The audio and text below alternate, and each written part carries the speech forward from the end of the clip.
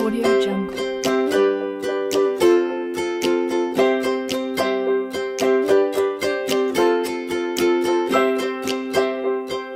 Audio Jungle.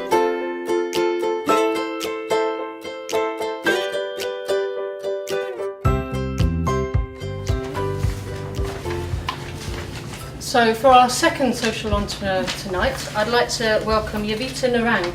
She's co-founder of two social enterprises, one in India and one based in Scotland, although it has a global reach. The first company is called Narang and the second is called Weaving Destination. Javita was born and brought up in New Delhi in India, and she came to the UK as an adult. She's a rare breed of entrepreneur in my experience, because she's both the entrepreneur and an academic. She's pursuing a career in academia and is currently undertaking a PhD as well as running two social enterprises. So if you feel a little bit like you're underperforming, so over the years, Javita's worked in many different situations that's been at the coalface of women's empowerment work. And she's been able to bridge the gap through these social enterprises. There's a big culture difference between the work that goes on in this country and the drivers and that in India, but there's similarities too. So she's been bridging those two things. And the philosophy that motivates her is about women's equality. The social enterprise that runs in the UK, Weaving Destination, is an e-commerce based social enterprise, so that has a difference. And the one in India is working with in a rural location with women using traditional skills, and I'll let her tell you a little bit more about that. So, Javita, I'd like you to welcome to the sofa.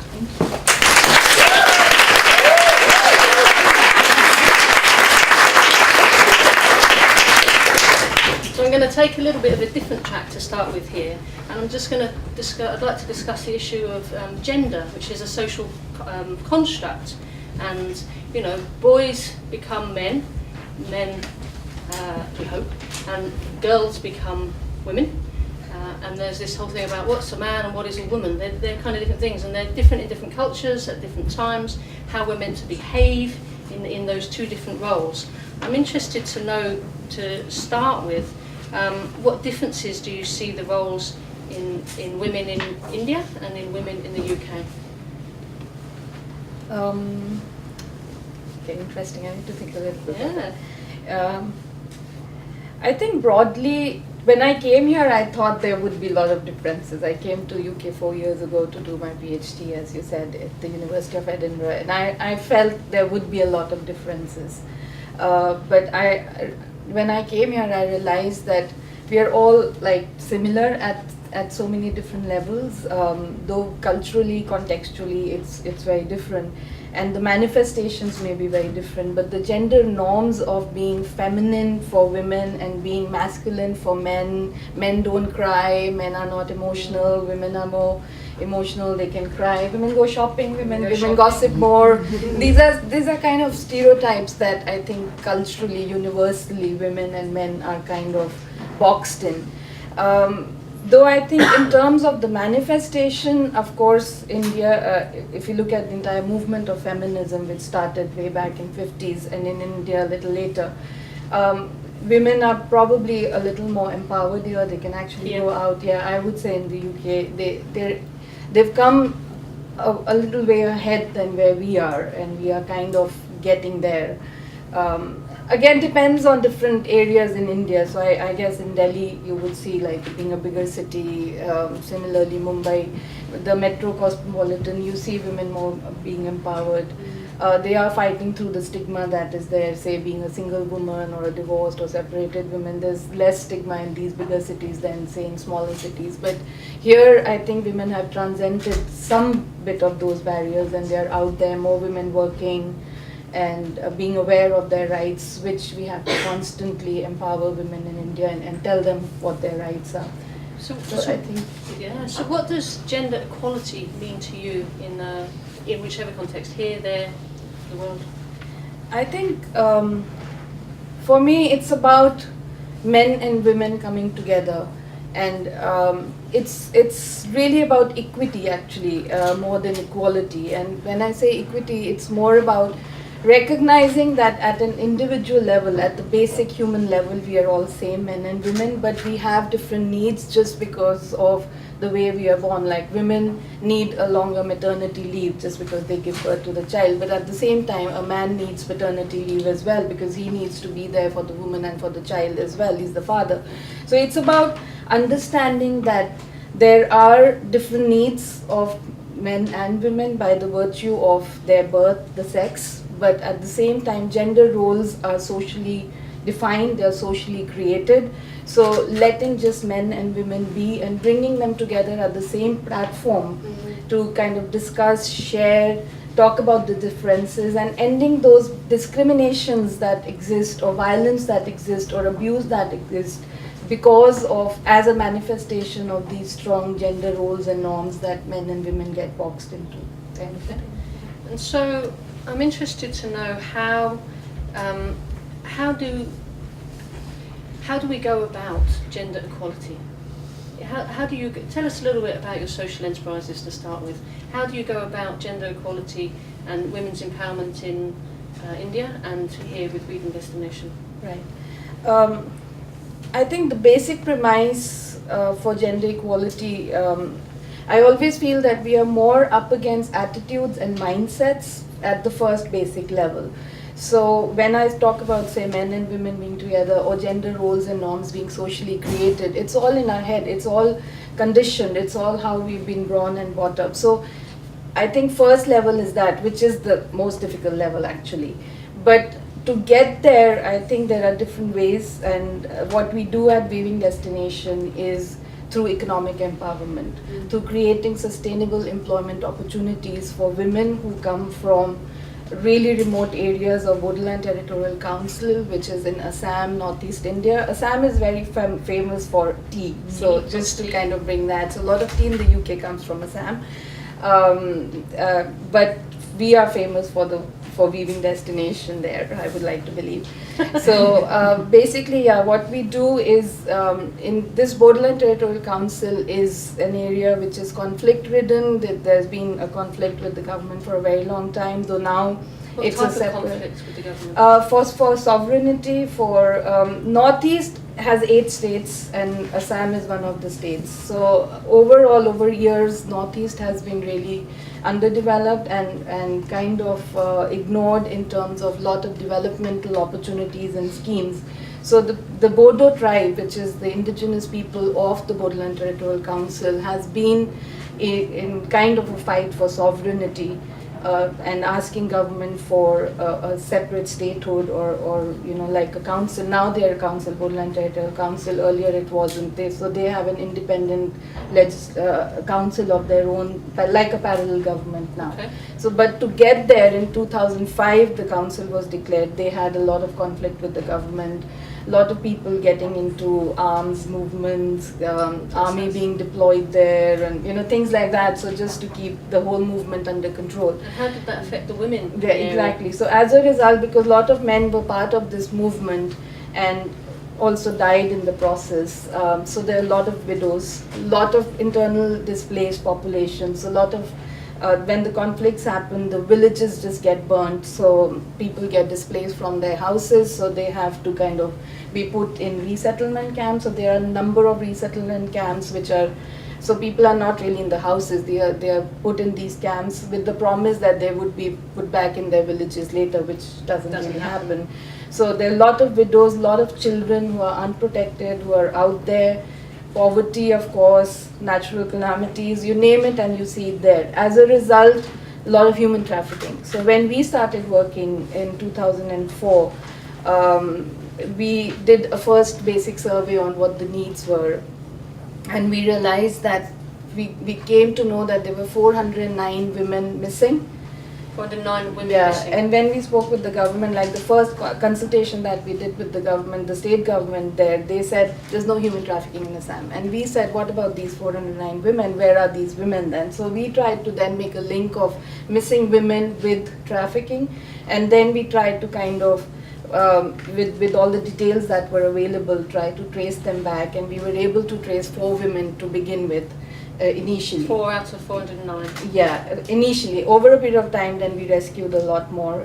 But then this made us feel like this gave us an idea of what was really happening to women. Where were they going in the brothels of different cities in India, or into forced labor as well, you know, like domestic labor, found at home, not being able to come out, sexually and physically exploited, economically exploited as well. So how did you, what did you do to try and change that situation? Because that's terrible. Yeah, so for us, I just wanted to clarify, because you said 2 social enterprises, and here I want to take that opportunity. So Nidan Foundation is actually a charity, and we started with this voluntary organization to work in that area from a development perspective, but more for women economic opportunities. So we started looking at what do these women really need, and what can we do to create sustainable employment for them. And why is sustainable employment important? Because it is a way of, one, empowerment, and second, because poverty is one of the key reasons for them going outside. When we started talking to women, and also these 4 women that we traced, no one wanted to go out of their Bodolan area or Kokrajhar, that district, to work, but they had to, because there were no opportunities within that area. And plus, with all the conflict, there was so much more exploitation, social exploitation, no community support, so many widows, as I said, remote areas, no employment opportunities. So as a result, they never had ready cash in hand to be able to do anything. So young women would invariably go out of Assam, out of the district, to say bigger cities in Assam, or in other cities outside, or even cross border, because Northeast, if you look on the map, is very close to other South Asian countries. So which would be Southeast Asian countries. So there's Nepal on one side, there's Bangladesh on the other side, there's Bhutan on the other side, and of course India. They're all so very there was poor areas. Yeah, and so there was a lot of internal trafficking within India, and also cross-border trafficking. So yeah, so because of those reasons, we thought that women needed employment opportunities within that area. Okay. So we started first going to women who had home-based looms. We actually realized through our surveys that women there are very good weavers. It's a generational skill that they have. Almost all the homes in the villages have looms. So we started getting the yarn and giving it to them, and they started doing the looms and weaving the fabric and giving it to us, and then we started marketing that. And slowly we formed self-help groups of these women, linked them to the bank, and by that time we received some social support from UNDP, United Nations Development Program, to set up our own center, and that's when Weaving Destination actually as an identity took birth. So we set up our first center in 2008 with proper like 20 looms, hand looms, with a 30-bedded dormitory, because by then we were also rescuing survivors of trafficking. Some of them didn't want to go back home, or some of them didn't have families. So to have a space for them, and some women were coming from really remote areas close to, say, Bhutan border. So you've got 30 looms. Yeah, now we have 30 looms. Initially we set up with about 20 with the support. And the women come together, and it's a residential camp for them to live and work together. And live and work together. So we have 30 women who live there, but then there are many others who come and work there and then go back. And then how home. do you take that product to market? How do they make their livelihood? Yeah. So basically we started with a lot of local and national marketing in India. So we did capture the area markets in Assam first. We do 2 kind of products.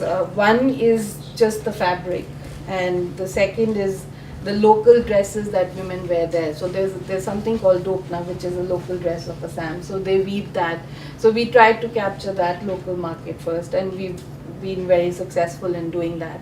And then at the national level, we took our scarves and stoles and fabrics. So we were able to set up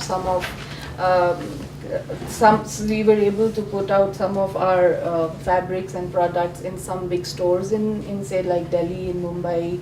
That's great. Yeah, and most importantly, we got a lot of support from the Ministry of Tribal Affairs. They have a shop called TriFed, which has outlets all over India. So they are one of our biggest buyers, and we are able to sell a lot of our products through them. So how does that link to weaving destinations? You've got all these products, or the materials and products being sold in India. Where does weaving destination fit into that? Yeah. So as I said, our first weaving destination center came in 2008, and we started marketing products in India. By 2011-12, we started making enough profits, and we were like, okay, we need to do something. We like as a charity, we are supposed to be NPO, non-profit making organization. So we had to then register. We went out registering Weaving Destination as a separate enterprise. So though the roots of it start from Nathan Foundation, which is our charity, and then we registered in 2011 Weaving Destination, which is a social enterprise now. So what does Weaving Destinations do Basic, in the UK? So the UK one started in about 2012 when I came here for my PhD, and we applied for the Social Innovation Incubation Award at the Melting Pot, and we were successful in receiving that award. So with that, our first attempt to kickstart social enterprise in the UK started. So basically the aim is that we've managed to capture markets in India nationally and locally. We wanted to now have an international reach for two reasons. One, of course, we want to make more money so that the social enterprise can benefit more women. So with the centers, with all the work that we did in India, from one center we have now 3 centers and 2 sewing centers. And we have 339 women working with us now. 329? 39. 39, yeah, across these 3 centers and 2 sewing centers. We'll be making your pants soon. Yeah, we're talking about that. Right? Yeah, exactly. I was just asking her, so what material do you use? So we were like, okay, we need to chat. So, but it sounds really big, but if you look at the population and if you look at women, there are 4,500 women missing in Assam even today. That's the national statistics, but there are many more missing. So, of course, we need to do a lot more. And therefore, UK initiative to make it more international, to make bigger profits, to have promote trading, sales. So you now have an e-commerce site. Yes. Yeah. So that you can sell stuff sell the material internationally. Right. Yeah. So yeah, we did again, as I said, because of Melting Pot, we got that 1 year to kind of do our pilot testing to see things. So the first thing we did was we actually set up a shop on Etsy just to kind of pilot test, and now that's become our main platform for trading. And as well as we've just launched our website now, www.weavingdestination.com. So we are also going to make that as an e-commerce site and have links to Etsy. Plus we do a lot of exhibitions. We have a stall here. Yeah. We participated in the Fringe. We did a fashion show. So we try lots of ways to get outreach. So tell us a little bit about your experience of being a social entrepreneur in India and in the UK. Where is it easier or harder? Where do you get support and where do you get barriers? You've given us a nice plug, thank you. But is it easy to set up a social enterprise in India for a charity? I guess the challenges again are pretty similar if you are setting up something new, and that to a social enterprise or a charity. For us in India, the progression really happened from charity to the social enterprise. That was not our model earlier on when we started the charity. But then we realized that this is a much better model, of course, because we have a separate social enterprise which makes Nathan Foundation sustainable. Sylvia was talking about sustainability. So NGOs, you can't be dependent on grants all the time. So it kind of led one thing to the other. Here we are straight away starting from the social enterprise model, and that learning is actually helping us here as well. Mm-hmm. So there were those initial startup challenges in India, and they're here. I think the easier was that because I was from India and my husband with whom we do the charity, who is from that area himself, and he understood the area very well. He's from the Bodo tribe himself. So we had that basic knowledge and understanding. The connections. Exactly. And I used to work with the United Nations Development Program, and I did a lot of work with USAID in India, different developmental organizations. So we kind of had an understanding of the grants program, everything. So we didn't really have to start from the scratch. But here, even though we have that learning, It's about learning a lot more about different culture, patterns, trends, what people will like. And the fashion show was one of our ways to connect the fabric from India to the international designs that people would like. And this dress is probably an example of that. So this dress was actually, this is the fabric, cotton fabric that is woven by women in India.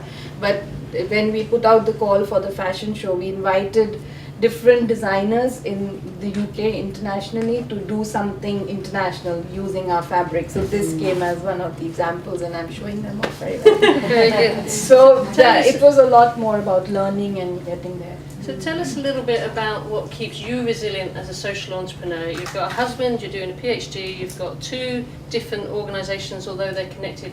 How do you juggle all of that? How do you stay resilient? How do you keep putting your energy into that?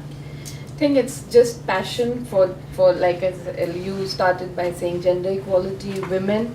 A lot of it comes, I think, from my own personal struggles as well as a woman being in India. So I'm one of the 3 sisters coming from a very Punjabi, Hindu, Delhi business community. And the only thing that I knew when I was growing up was finish your schooling, get married, so go to a nice convent school so that you speak good English, you can then get a good husband, get married, be in the business circles with the husband and just have babies and everything of that sort. But I also defied them. Yes. Well, not quite. Yeah. Is your husband Yeah. happy? Yeah, he is. Yeah. Are you yeah. happy? Yes, of course. And is your parents happy? Now, yes, yeah. It was a struggle to get there, but I think I did get a lot of support from my father, which was really unexpected because I never thought he would support me in education, getting married to non-business Assamese Christian who doesn't belong to our community. So I did get a lot of support there, and I think it's coming from there that we need more economic opportunities for women. We need to do more for women to be empowered, and also I think payback for me because I feel really blessed to be where I am. Like Sylvia was saying, I think I've got a lot of support from my family, from my husband, from God up there. So I think it's also somewhere a lot of passion comes that I be the light that I've become for others. So a final question for you. If you were to meet a new social entrepreneur in the room tonight, what advice would you give them? Go for it, again, as Sylvia said. If you have the passion, if you have the drive, if you have the idea, go for it. The journey might be long and difficult. It might take time to get where you really want to be, but it will happen. Keep the passion, keep the faith, and keep going. Thank you very much, Narang.